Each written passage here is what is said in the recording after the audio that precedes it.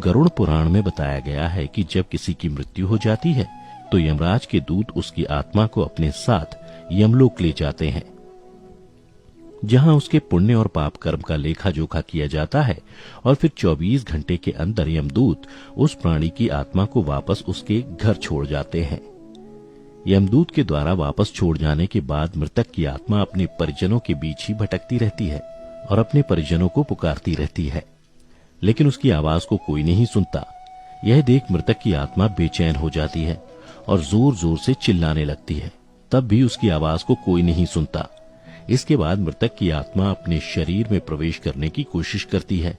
लेकिन यमदूत के पाश में बंधे होने के कारण वह मृत शरीर में प्रवेश नहीं कर पाती है। इसके अलावा गरुड़ पुराण में बताया गया है कि किसी की मृत्यु हो जाने पर जब उसके परिजन रोते बिलखते हैं तो यह देख मृत आत्मा दुखी हो जाती है और वह भी रोने लगती है, लेकिन वह कुछ कर नहीं पाती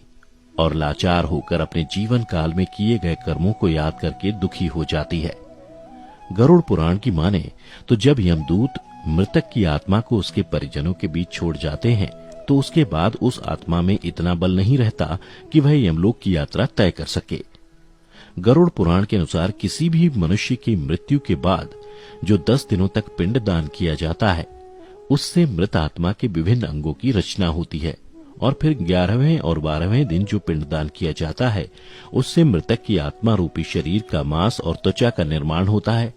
और जब 13वें दिन 13वीं की जाती है तब मृतक के नाम से जो पिंडदान किया जाता है उससे ही वो यमलोक तक की यात्रा तय करती है।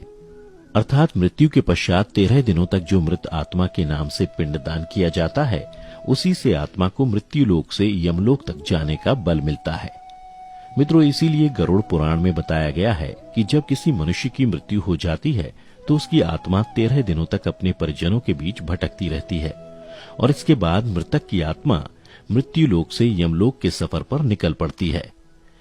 जिसे पूरा करने में उसे 1 साल यानी 12 महीने का वक्त लगता है। मान्यता के अनुसार 13 दिनों तक किया गया पिंडदान इस 1 वर्ष मृतक की आत्मा के लिए भोजन के समान होता है। मित्रों, अब आपके मन में सवाल उठ रहा होगा कि अगर किसी मृत आत्मा के निमित्त पिंडदान नहीं किया गया तो क्या होगा? तो मैं आपको बता दूं कि इसका भी वर्णन गरुड़ पुराण में विस्तार से किया गया है, जिसके अनुसार जिस मृतक आत्मा के नाम से पिंडदान नहीं किया जाता है उसे 13वीं के दिन यमदूत जबरदस्ती घसीटते हुए यमलोक लेकर जाते हैं, जिससे मृत आत्मा को यात्रा के दौरान काफी कष्ट उठाना पड़ता है। इसलिए हिंदू धर्म में हर मृतक आत्मा के निमित्त 13 दिनों तक पिंडदान किया जाना आवश्यक बताया गया है। इन सब के अलावा गरुड़ पुराण में यह भी बताया गया है कि 13वीं के दिन मृतक के निमित्त परिजनों के द्वारा किया जाने वाला भोज कर्ज लेकर किया जाए तो मृत आत्मा को शांति नहीं मिलती। मृत आत्मा को इन बातों का बड़ा ही कष्ट होता है और मन ही मन सोचता है कि काश मैं अकेले ही ये कष्ट भोगता। साथ ही गरुड़ पुराण में यह भी बताया गया है कि जो मृतक के परिजन को कर्ज लेकर भोज करने को मजबूर करता है, ऐसे इंसान को यमराज कभी भी क्षमा नहीं करते और उसकी मृत्यु के बाद उसे कई तरह की यातनाएं देते हैं और फिर उसे वापस मृत्यु लोक में भेज देते हैं।